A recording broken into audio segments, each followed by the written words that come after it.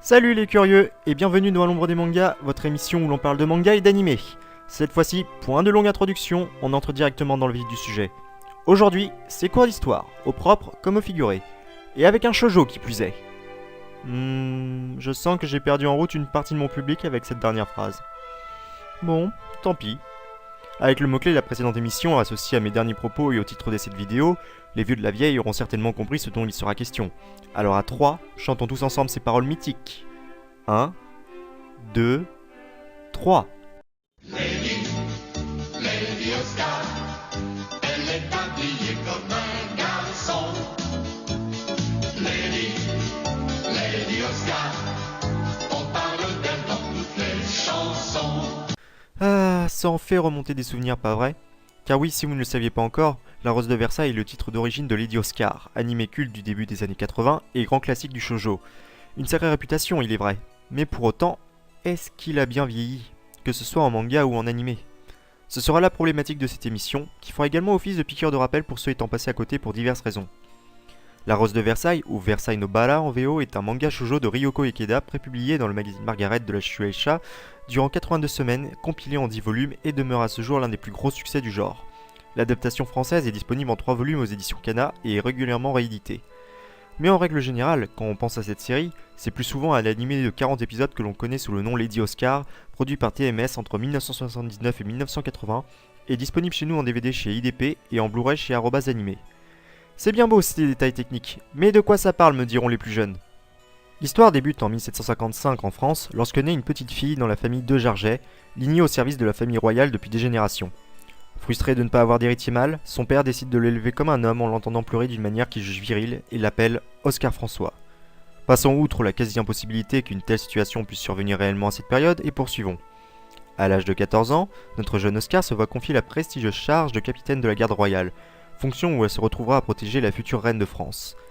En effet, afin de sceller une alliance avec l'Empire autrichien, il a été décidé que la plus jeune fille de l'impératrice Marie-Thérèse, Marie-Antoinette, épouse le petit-fils de Louis XV, Louis-Auguste. Et ainsi démarre un nouvel âge d'or pour la France. Non, je plaisante, ça se termine comme ça. On va jouer carte sur table.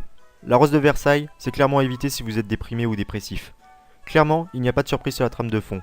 Ryoko Ikeda suit scrupuleusement les grandes lignes de l'histoire avec fidélité. J'ai moi-même été étonné après recherche du nombre d'éléments qui sont avérés.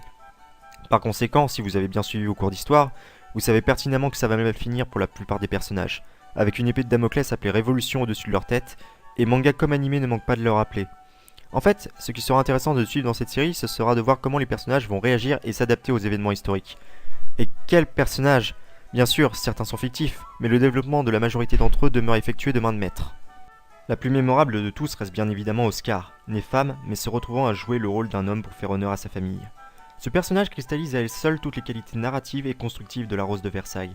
C'est une femme forte et fière qui a bien conscience de son statut, mais s'interroge fortement sur le devenir de la France ainsi que sur sa nature profonde. Comme le disent certains personnages, c'est un combat entre l'homme et la femme qui se joue dans son esprit, et elle se retrouve piégée au milieu. Comme tout être humain, elle aspire au fond d'elle au bonheur et à l'amour, mais incapable de choisir une bonne fois pour toutes si elle est homme ou femme, elle se plonge dans une certaine mélancolie et détruit les espoirs de ceux qui l'entourent. Tout son développement sera axé sur ce dilemme et sur ses choix qui conditionneront son destin. Et tout cela est fascinant à suivre, on ne peut que s'attacher à cette femme luttant de toutes ses forces contre la fatalité. En cela, Oscar est un personnage mythique du manga, et pourrait très aisément constituer à elle seule la raison de se pencher sur le manga. Mais ce qu'il faut savoir, c'est qu'elle ne devait être qu'un personnage secondaire au départ. La fameuse Rose de Versailles du titre ne la désigne pas, elle se rapporte en réalité à Marie-Antoinette, comme on peut le constater en jetant un regard à la couverture du premier volume japonais. C'est en effet en lisant la biographie de Stefan Zweig, intitulée Marie-Antoinette, que Ryoko Ikeda a eu l'idée du manga. La reine tragique est plutôt bien dépeinte selon moi, même si pour en être réellement certain, il faudrait pouvoir la côtoyer au moyen d'une machine à voyager dans le temps. Ah tiens, une DeLorean à cette époque, ça pourrait être funky. Elle évolue tout autant que d'autres personnages, passant d'une adolescente espiègle à une femme prenant soin de sa famille. Ses travers ne se sont cependant pas occultés, de son addiction au jeu d'argent à sa relation adultère avec Axel de Fersen, récemment prouvé, rien n'est épargné. Cela dit, on parvient quand même à se prendre de sympathie pour cette femme pour qui il aurait mieux valu ne jamais devenir reine. Je voudrais conclure ce petit tour d'horizon des personnages avec André, l'ami d'enfance d'Oscar. Bien que discret dans la première partie et contenu dans un rôle de comic relief sur papier, ce personnage m'inspire un profond respect par son dévouement et son attachement sincère envers Oscar. Il est toujours à ses côtés, la conseille et la guide. Il est prêt à donner sa vie pour elle, tout en sachant qu'elle ne le remarque guère, et luttera jusqu'au bout contre sa condition sociale afin de prouver qu'il est digne d'Oscar. Son évolution est moins marquée que cette dernière, mais il est tout aussi intéressant à suivre, en particulier dans la seconde partie. Toutefois, si les personnages représentent indéniablement une force de l'œuvre, il reste un point discutable dans ce domaine. Les antagonistes. Une grande partie d'entre eux sont unidimensionnels. On a l'impression qu'ils se comportent comme des ordures simplement parce qu'ils aiment ça. Ça s'améliore par la suite avec par exemple la comtesse de Polignac qui est davantage nuancée, mais cela reste perfectible. Et l'anime rajoute des méchants supplémentaires en plus. Je ne dis absolument pas non au fait de renforcer les rôles du duc d'Orléans et de Saint-Just, mais tels qu'ils sont dépeints dedans, j'ai juste l'impression qu'ils disent en permanence « Mouah, je suis vilain ». Et je trouve ça dommage, vraiment. Bon, je force un peu le trait là, car l'anime a quelque peu contrebalancé cela en développant davantage certains antagonistes. Je pense notamment à la comtesse du Barry et à Jeanne qui se voient toutes deux octroyer un final différent du manga les rendant plus humaines. En particulier cette dernière qui parvient à inspirer la pitié lors de ses dernières apparitions, même si c'est très romancé par rapport à la réalité des faits. Le manga est plus proche de la vérité de ce point de vue. Tiens, puisqu'on en est à comparer le manga et l'anime, autant rentrer dans le détail. En ce qui concerne le support d'origine, ça a pris mine de rien un sacré coup de vieux. Les arrière-plans sont très épurés, et la plupart du temps les personnages ressemblent davantage à des caricatures, à cause de l'emploi d'un style tout en rondeur. Cela se comprend pour ce dernier point néanmoins, étant donné que le manga fait la part belle à l'humour, car Ryoko Ikeda, afin de convaincre un éditeur sceptique, pensait qu'un sujet historique pouvait tout à fait plaire tant qu'il restait compréhensible et traité avec humour. Et ici, il fait plutôt mouche, et permet de respirer un bon coup avant de se prendre un événement inéluctable en pleine face. La narration est également très rythmée, même si parfois on souhaiterait que l'auteur prenne plus son temps. A noter également que la fin du volume 2 et du volume 3 de notre édition française comporte des récits annexes centrés autour de la nièce d'Oscar, Loulou de la Rolancy. Je ne rentrerai pas dans les détails car il n'apporte rien à l'intrigue principale, mais cela reste de lecture sympathique. L'anime, quant à lui, prend davantage son temps, étirant davantage en longueur certains événements, et prenant quelques libertés avec le manga. Mais surtout, il est beaucoup plus sombre et mature. Quasiment aucun passage humoristique du support papier n'a été conservé à l'écran. D'un point de vue strictement technique, lui aussi a bien subi les affres du temps. On peut remarquer l'usage régulier de plans fixes pour gagner quelques secondes, ainsi que les effets de mise en scène afin d'économiser un peu sur le budget. Certains d'entre eux font encore illusion, mais la plupart sont devenus ridicules avec l'âge. J'ai eu énormément de mal à me retenir de rire en revoyant la série. Mais d'un point de vue purement esthétique, l'anime reste très agréable, étant beaucoup plus détaillé et contemplatif que le manga. Au niveau de l'aspect sonore, cela reste toujours aussi bon. Les OST rentrent toutes dans un registre classique tout en faisant intervenir des morceaux d'époque, et les deux doublages, français et japonais, sont de qualité. Je mettrai juste un bémol sur la voix française de Rosalie qui est beaucoup trop mature par rapport à sa personnalité.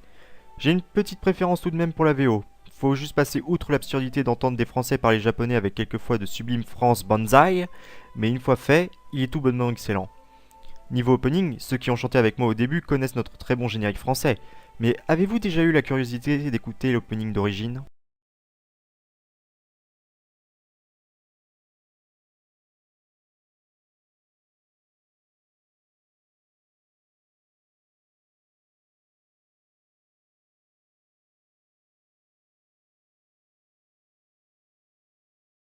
Si je devais faire un top d'opening, nul doute que celui-ci serait très haut dans mon classement, collant parfaitement à l'ambiance tout en étant entêtant. Je trouve amusant cependant de constater que notre générique met l'accent sur le côté masculin d'Oscar, là où la version japonaise traite beaucoup plus de sa féminité. L'ending est également très réussi, tout en mélancolie. Toutefois, je pense que le gros point faible de l'anime, c'est sa fin. C'est la même que le manga en soi, mais elle casse pratiquement 2 volumes en 15 minutes. Je pense avoir trouvé l'explication, mais pour faire part de mes propos, je vais être obligé de spoiler. Par conséquent, si vous souhaitez découvrir la Rose de Versailles, cliquez sur le bouton qui vient d'apparaître à l'écran. C'est bon ? Je vous préviens, je vais me lancer. C'est votre dernière chance. Alors mon avis est le suivant. L'anime est encore plus centré sur la vie d'Oscar que le manga, au point de remanier certaines scènes du manga pour les faire intervenir plus tard, comme le mariage de Rosalie avec Bernard. Par conséquent, je comprends tout à fait qu'après la mort d'Oscar lors de la bataille de la Bastille, le studio ait décidé de mettre prématurément fin à l'histoire en expédiant les derniers volumes en moins d'un épisode. Reste que je trouve cela dommage, car Oscar n'était pas le seul personnage digne d'intérêt dans cette œuvre. Bon, la question à se poser maintenant. Manga ou animé ? Eh bien, pas de langue de bois cette fois, c'est clairement à vous de décider. Je ne peux décemment pas objectivement vous orienter plutôt vers l'un que l'autre. Les deux ont autant vieilli, et surtout ils ont des approches différentes. Si vous pensez que vous allez avoir besoin d'un peu d'humour pour dédramatiser l'ambiance, le manga sera plus approprié. Tandis que si vous souhaitez une expérience plus mature, il faudra vous tourner vers l'animé. Quoi qu'il en soit, si vous choisissez de découvrir la Rose de Versailles, vous faites le bon choix. Oui, les deux supports ont subi le passage du temps, mais l'intrigue et ses thématiques ne vieilliront jamais, et c'est ça le plus important. Ceci étant, ce serait bien d'avoir une nouvelle version animée plus raccord avec les moyens techniques actuels. Toei Animation avait bien annoncé un film en 2009, mais depuis, plus de nouvelles, pas même d'annulation. En conclusion, La Rose de Versailles est un shoujo qui peut plaire à tous. Et ça, selon moi, c'est la marque des chefs-d'œuvre. Une œuvre qui transcende son genre d'origine et qui peut être découverte par tout le monde, à tout âge. Voilà pour cette deuxième vidéo. Je tenais avant de vous laisser à remercier les quelques personnes qui m'ont donné des conseils pour améliorer la qualité de cette émission. Ils m'ont été bien utiles. Continuons de travailler ensemble pour rendre l'émission encore plus agréable. Vous pouvez désormais me suivre sur Facebook et Twitter via les liens présents dans la description. N'oubliez pas également votre mot-clé pour le prochain sujet. Ce sera beaucoup plus difficile cette fois, mais vous en êtes capable. Sur ce, bon courage et portez-vous bien.